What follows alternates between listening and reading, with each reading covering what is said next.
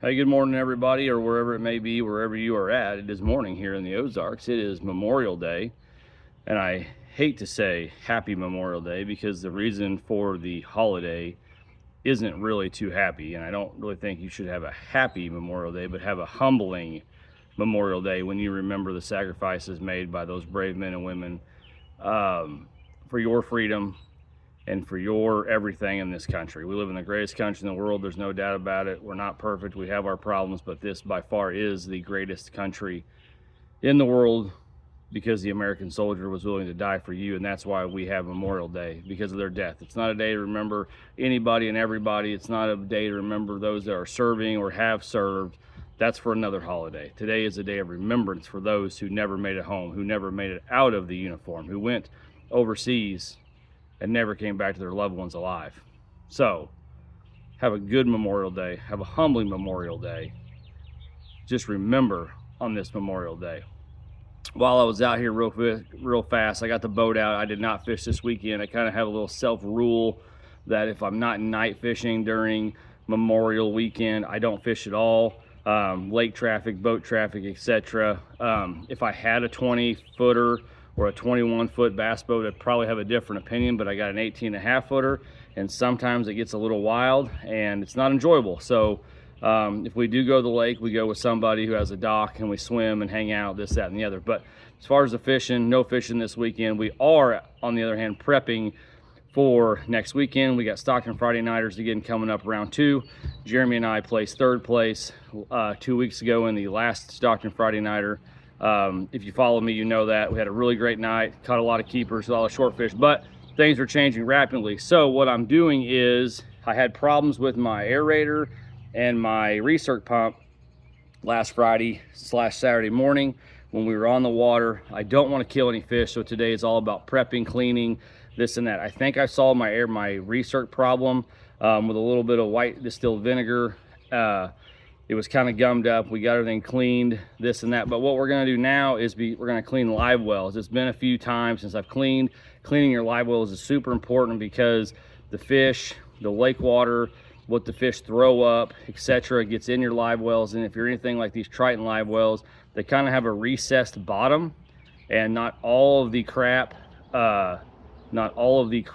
gets sucked out and cleaned up. So you got to clean those live wells out. They smell, they get bacteria, mold can start growing, and that's harmful to your fish, and no one wants to kill your fish. So it's always important to keep up with that stuff. So what I like to do, it's pretty simple for me. I go to Dollar Tree or Dollar General, even Walmart, for like anywhere from $1.25 to 97 cents, depending on the store. You can get this big old bottle of hydrogen peroxide.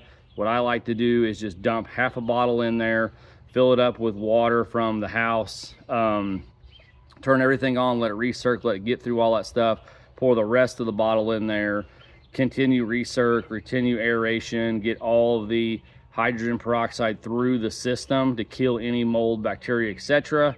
And then I just flush it out. I just flush my system out.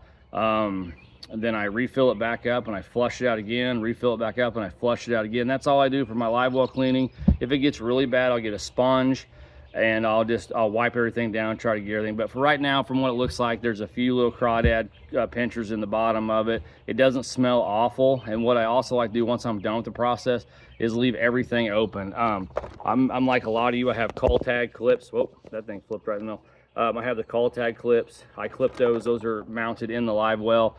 I try to get those back on the clip as soon as possible out of the tournaments to start dripping and drying, because those clip deals are foam and they'll hold a little bit of they'll hold some water a little bit. And if you can notice, you can't see it in the picture, but right through there in this deal there is some water. I don't know if I can squeeze.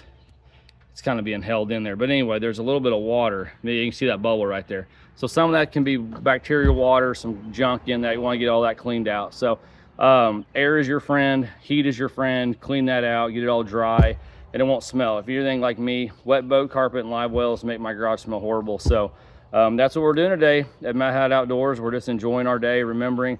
Probably go to the cemetery in a little bit after we get done, and go to my grandfather's grave. And yeah, we'll probably do that today. Take my son up there and be a learning experience for him. So we obviously won't put any of that on social media. That's a private thing with me and my family. And so anyways, but that's what we're doing. The fish is changing. I had a friend win a tournament Saturday. He caught him on a spinner bait, fishing outside of the bushes in a little bit deeper water. I got another buddy fishing a tournament right now at the same lake, so I'm waiting on them to get done today and get a good report and maybe put a game plan together for Friday. But I do not think the flipping and pitching deal that we did last week is going to play again. There might be a few fish we're going to catch flipping and pitching, but it's going to be hot. It's going to be hot all week. We've had thunderstorms all weekend. The water's come up probably a little bit of color, but by Friday we're supposed to be in the clear. I don't think there's any rain in the forecast after tonight, so I think we're in the clear all week. It's just going to get hot, humid, and I think those bigger fish are going to start moving out. So we're going to be moving a lot, I assume. Friday, you're not going to be able to stay on one place. You're going to have a lot of places and a lot of spots, unless you're just one of those lucky guys that end up landing on them, which some guys do. I do not land on big fish. I have to struggle and work my butt off for a limit every time, but that's okay. It just makes you better, helps you with the grind. So anyways, once again, everybody have a great day. Please remember what this day is about, and we're going to just continue getting the boat ready and cleaning live wells and getting tackle and odds and ends ready for Friday night. So stay tuned, and once again, remember what's important on this Memorial Day. God bless and good fishing.